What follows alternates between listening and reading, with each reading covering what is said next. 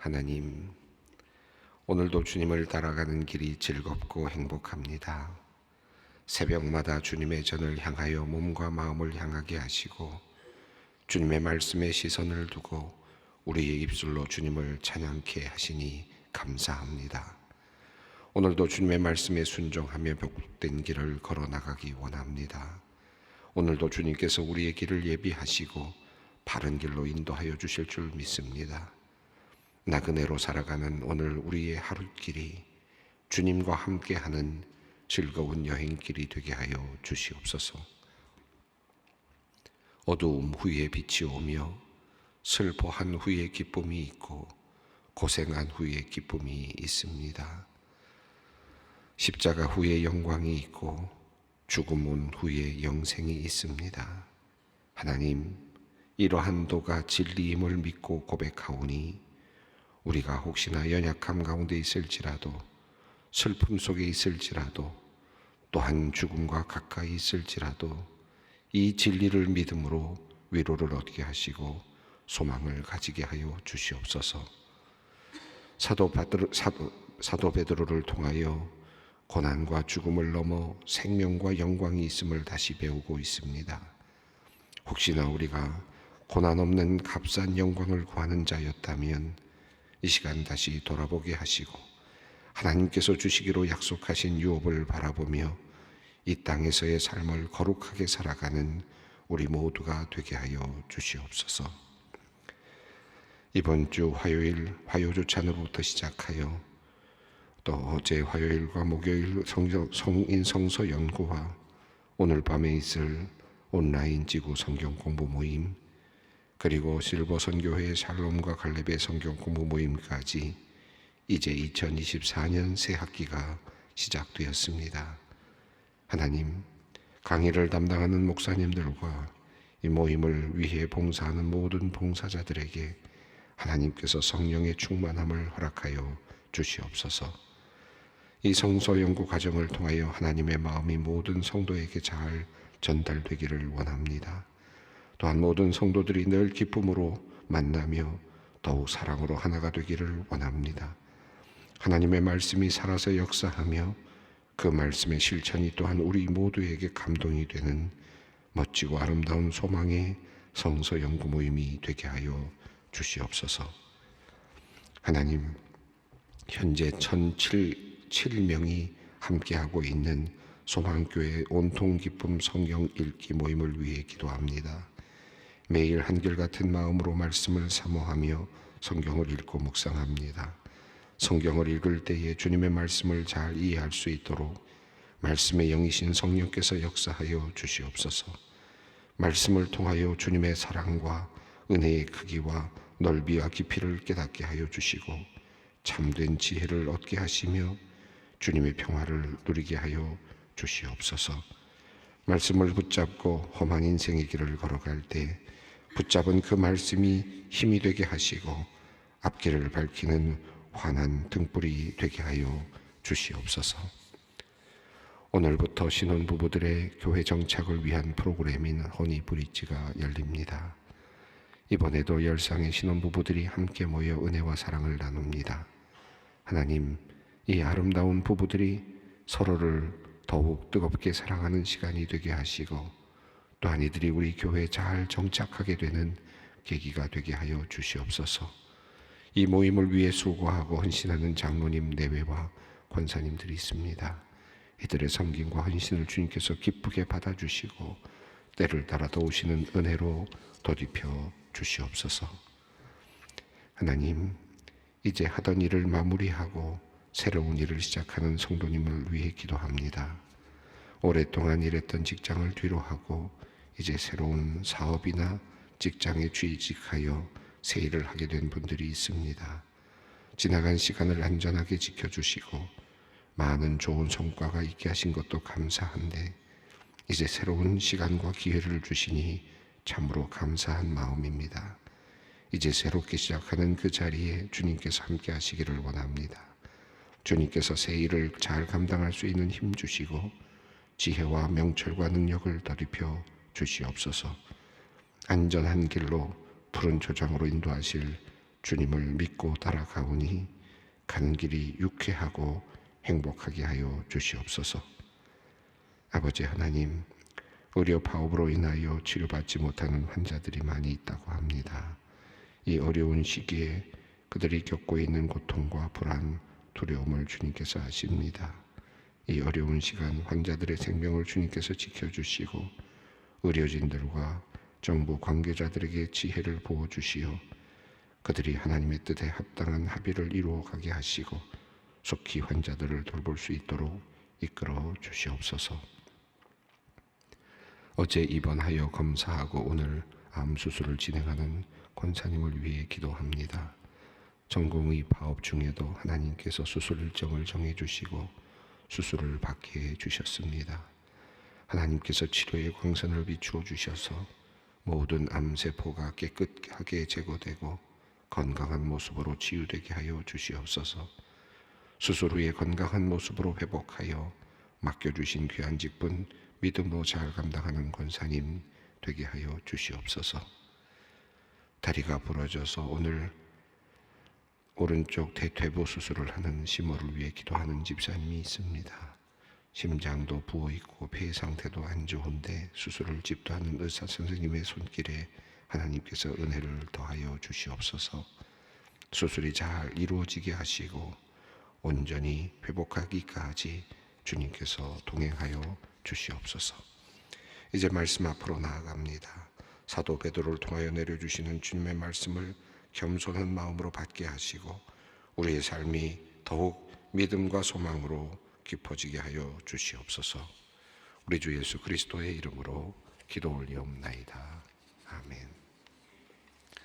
오늘 우리에게 주시는 하나님의 말씀입니다.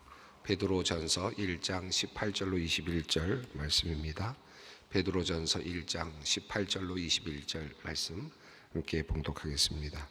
너희가 알거니와 너희 조상이 물려준 헛된 행실에서 대속함을 받은 것은 은이나 금같이 없어질 것으로 된 것이 아니요 오직 흠없고 점없는 어린 양 같은 그리스도의 보배로운 피로 된 것이니라.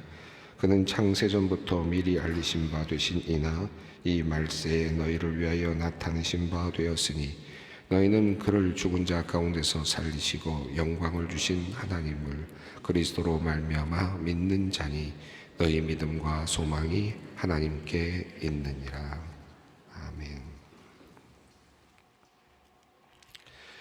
예, 오늘 지금 그 베드로를 통한 이제 하나님의 말씀을 읽어가고 있습니다. 이 베드로서가 우리에게 알려주고 있는 굉장히 중요한 말씀을 계속해서 반복적으로 말씀을 드리고 있는데, 첫 번째는 이 세상을 살아가는 우리는 나그네와 같은 인생이다라는 말씀이었고요. 그런데 너희는 이 세상을 나그네처럼 살아가는 인생 중에서 특별한 존재다. 그것은 너희는 택함을 받은 존재다. 하나님에 의해서, 전능하신 하나님에 의해서 택함을 받은 특별한 존재다라고 하는 그 사실을 알려주고 있습니다. 택함을 받았다라고 하는 것이 어떤 의미겠습니까? 우리가 이 세상을 살아가고 있는 나그네의 삶을 살고 있는데 너희는 특별하게 택하여졌다. 택하여졌다는 말은 다른 말로 표현하면 의미가 있다. 다시 말하면 의도가 있다. 목적이 있다. 하나님께서 우리를 택하신 데에는 뭔가 목적이 있다라는 말이 숨겨져 있는 말 아니겠습니까? 자, 그러니까 우리가 나그네 인생을, 이 세상을 잠깐 살아가고 있는 인생인데 하나님께서 우리를 특별하게 선택을 하셨다는 겁니다. 선택을 하셨는데 거기에는 목적이 있겠죠. 그 목적은 무엇이겠습니까? 결국은 하나님의 선택된 백성, 하나님의 특별한 자녀, 바로 하나님의 백성으로 만들고자 하시는, 하나님의 사람으로 만들고자 하시는 바로 그 하나님의 의도가 특별하게 있다라고 할 수 있겠습니다.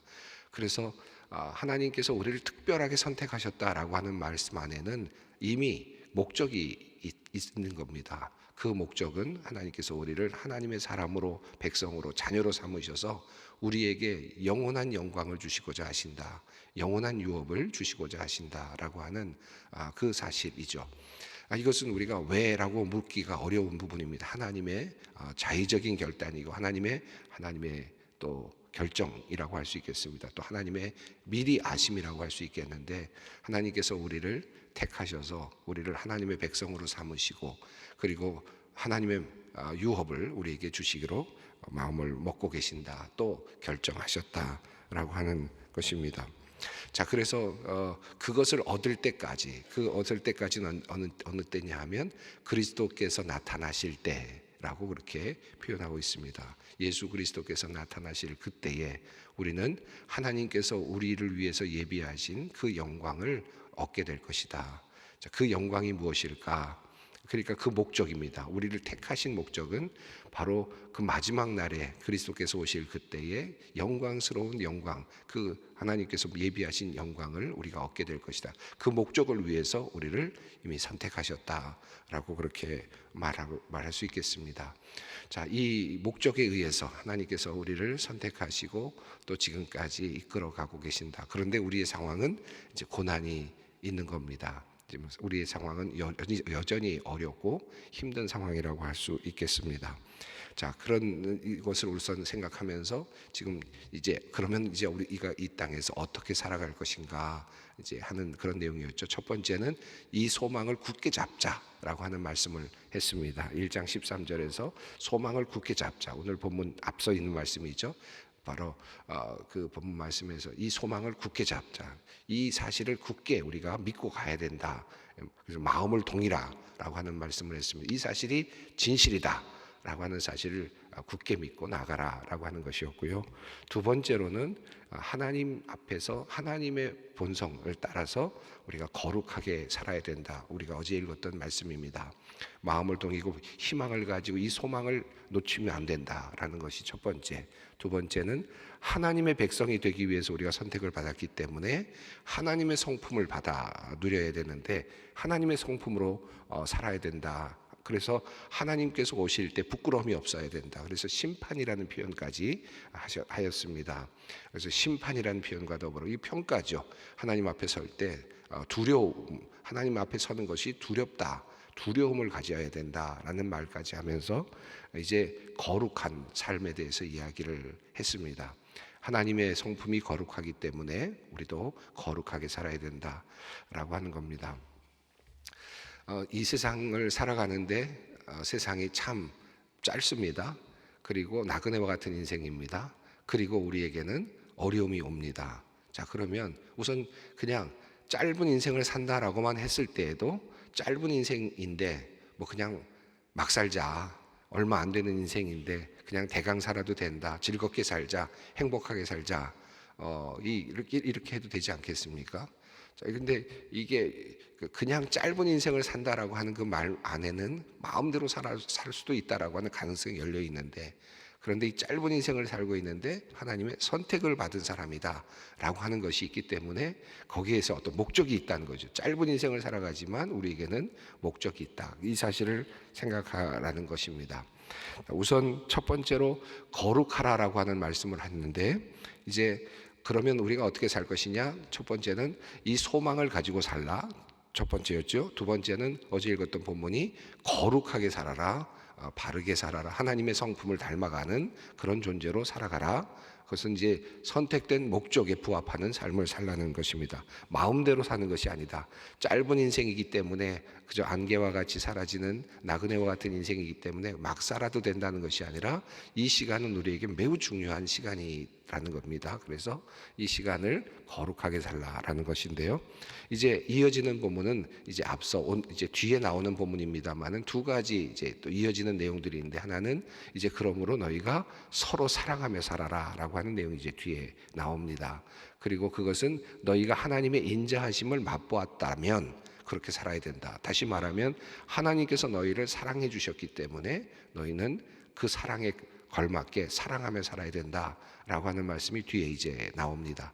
자, 소망을 가지고 살고, 그리고 거룩하게 살고, 그리고 사랑하며 살고, 그리고 또 이어져 나오는 말씀이 신령한 젖을 사모하라라고 하는 말씀으로 이제 이어지면서, 그리고 나서 아주 구체적인 삶의 자리에 있는 사람들에게 어떻게 살아야 될 것인가에 대한 내용들이 이제 이어지게 됩니다.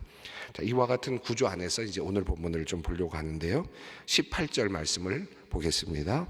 너희가 알거니와 너희 조상이 물려준 헛된 행실에서 대속함을 받은 것은 은이나 금같이 없어질 것으로 된 것이 아니요.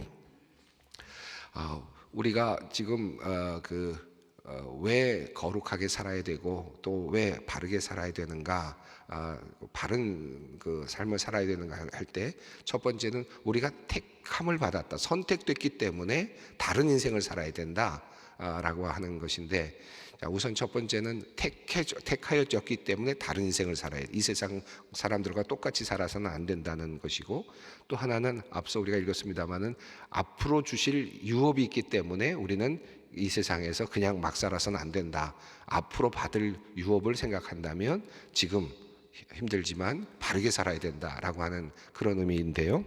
오늘 본문은 조금 다른 표현으로 우리가 또 바르게 살아야 되는 이유, 다르게 살아야 되는 그런 이유, 이 세상 사람들과 다르게 살아야 되는 이유를 말씀하는데, 그것은 바로 대속함이라는 표현입니다.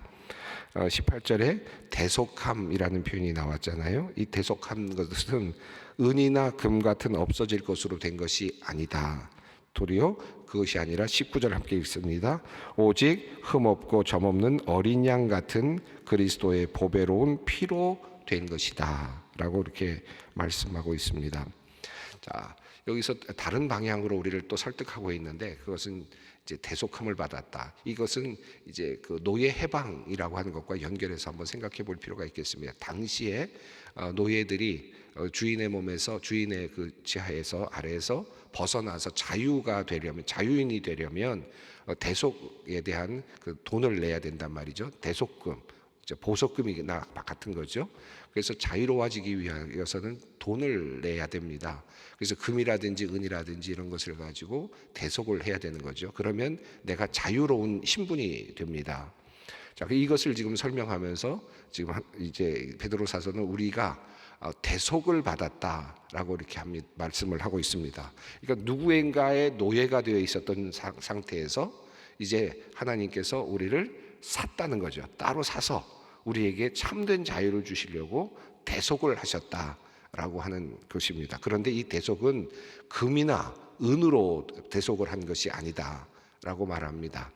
예수 그리스도의 보배로운 피로 그렇게 대속을 하셨다라는 건데요.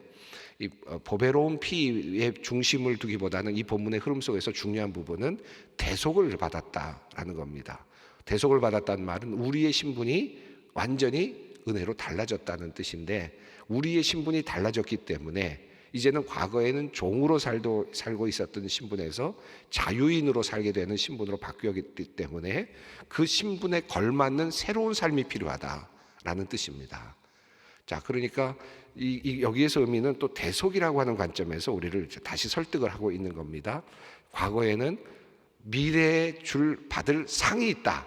그러니까 여기서 새로운 삶을 살아야 된다. 이 세상에서 남들과는 다른 삶을 살아야 된다라고 그렇게 또 설득을 하지 않았습니까? 지금 우리에게 격려를 했다면, 미래에 언젠가 하나님께서 예비하신 유업이 있기 때문에 우리는 이 땅에서 바르게 다른 삶을 살아야 된다, 다른 존재로 살아야 된다라고 말했다면, 이제 이 다른 표현으로 오늘 이 베드로서에서는 하나님께서 우리를 대속해 주셨다. 완전히 새로운 존재로 뭔가를 주시고 대가를 치르고 사셨다는 겁니다. 그래서 우리는 새로운 존재가 되었기 때문에, 그러니까 새로운 존재로 살아갈 자격이 있고 새로운 존재로 살아갈 또 필요와 의무가 있다라는 겁니다.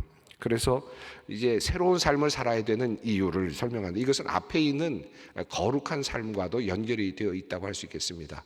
거룩한 삶을 왜 살아야 되느냐? 왜 이 세상 사람들과 다른 삶을 살아야 되느냐? 우리는 이제 새로운 국면, 새로운 존재의 국면으로 들어섰기 때문에 우리는 완전히 다른 삶을, 다른 존재의 삶을 살아야 된다. 과거의 신분에서 해방이 되었다라고 말씀할 수 있습니다. 자, 이것은 20절 말씀입니다. 함께 읽습니다. 그는 창세전부터 미리 알리신 바 되신 이나 이 말세에 너희를 위하여 나타내신 바 되었으니. 그는, 여기서 말하는 그는 예수님이죠. 자, 예수님께서 우리를 위해서 보배로운 피를 흘리셔서 우리를 대속해 주셨는데, 우리의 신분을 완전히 다른 신분으로 만들어 주었는데, 종의 노예에서 신분에서, 사탄의 노예에서의 신분에서, 육체의 노예에서의 신분에서 우리를 완전히 다른 신분으로 만들어 주셨는데, 그 예수 그리스도께서 이 땅에 오셔서 피를 흘리신 이것은 이미 오래전부터 예비되고 이미 예정된 내용이라는 겁니다. 미리 알려지신 바 되었다.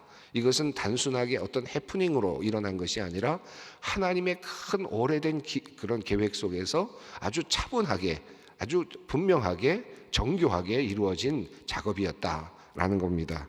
그래서 예수 그리스도께서 이 땅에 오셔서 피를 흘리신 것은 이 땅에 오셔서 마치 이단들이 이야기하는 것처럼 인류를 구원하시려고 했는데 그만 잘못돼서 잡혀서 돌아가셨다, 실패했다, 그런 의미가 아니라 어쩌다가 보니까 그렇게 죽게 됐다, 이런 의미가 아니라 이 예수님께서 이 땅에 오셔서 죽임을 당하시는 이 희생의 의미는 아주 오래전부터 하나님에 의해서 계획된 것이고, 바로 십자가에서 피를 흘리신 이 사건은 예수님께서 그냥 어떻게 보면 로마 사람들에 의해서, 사람들의 군중의 봉기에 의해서 그냥 죽게 된, 피를 흘리게 되고 십자가형을 받게 되고, 그래서 그냥 이 세상에서는 그냥 실패한 존재로 끝난 것이 아니라 이미 오래전부터 피를 흘리기로 작정하시고 이 땅에 오시게 했다는 겁니다.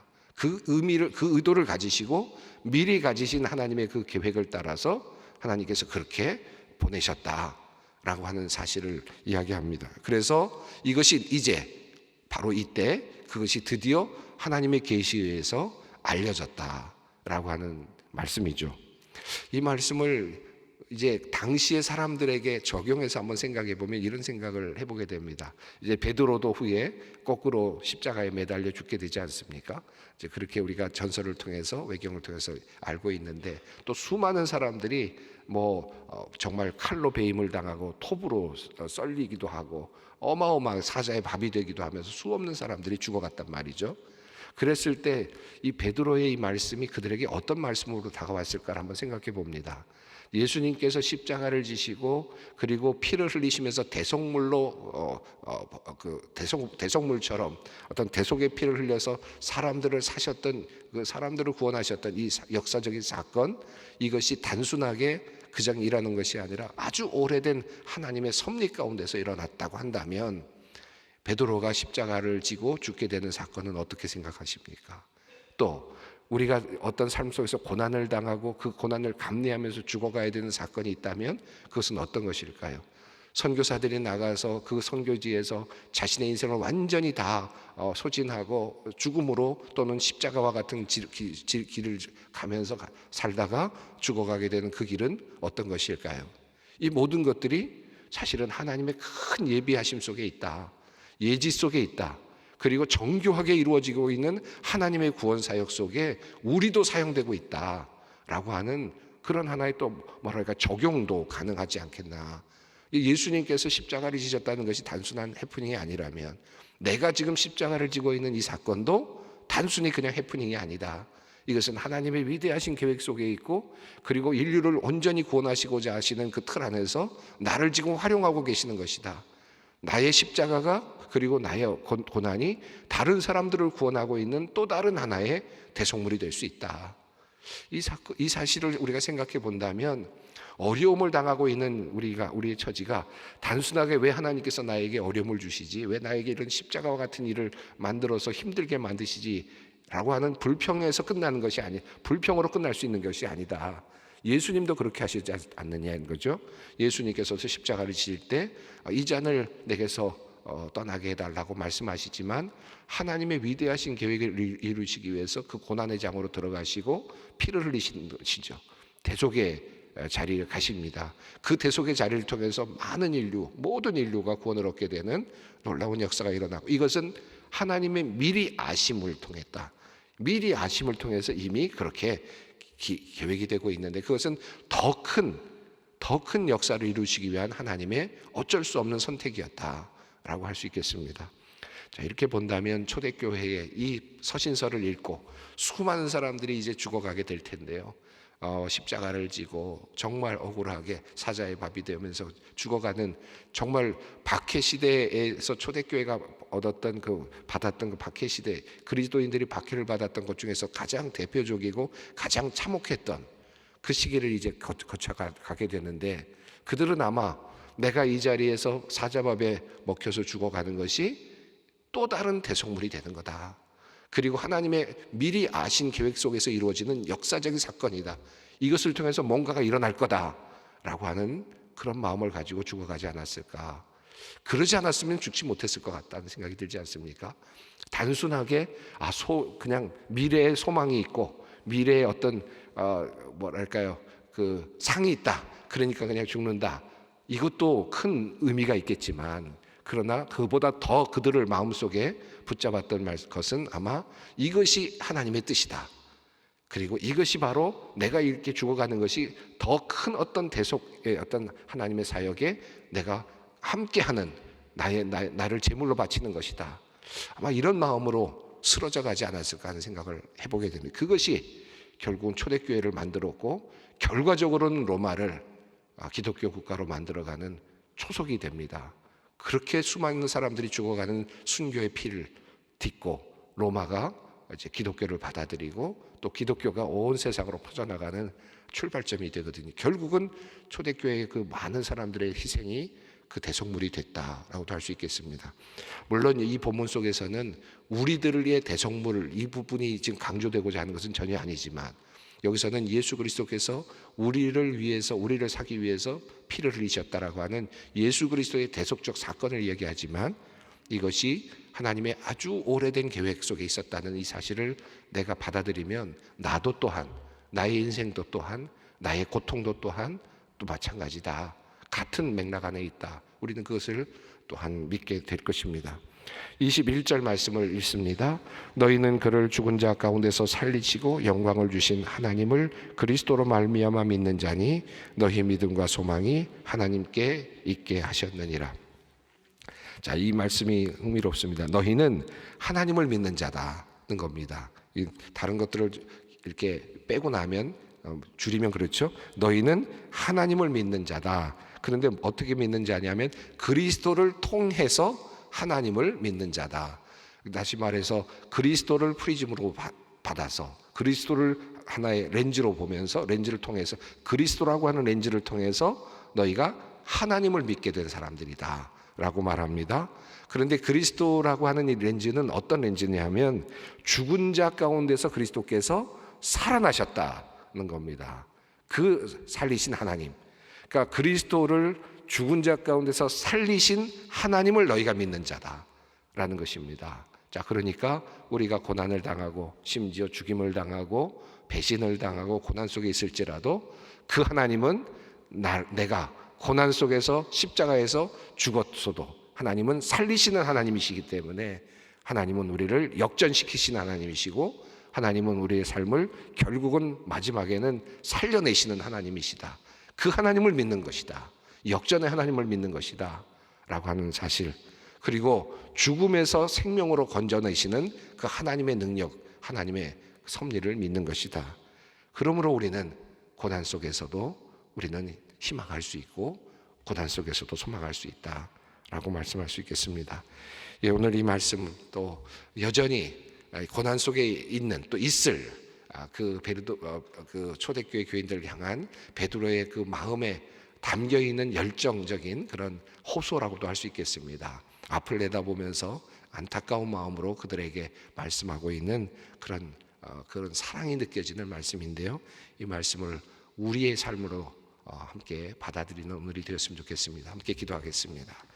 하늘에 계신 우리 아버지, 아버지의 이름을 거룩하게 하시며 아버지의 나라가 오게 하시며 아버지의 뜻이 하늘에서와 같이 땅에서도 이루어지게 하소서. 오늘 우리에게 일용할 양식을 주시고 우리가 우리에게 잘못한 사람을 용서하여 준 것 같이 우리 죄를 용서하여 주시고 우리를 시험에 빠지지 않게 하시고 악에서 구하소서. 나라와 권능과 영광이 영원히 아버지의 것입니다. 아멘.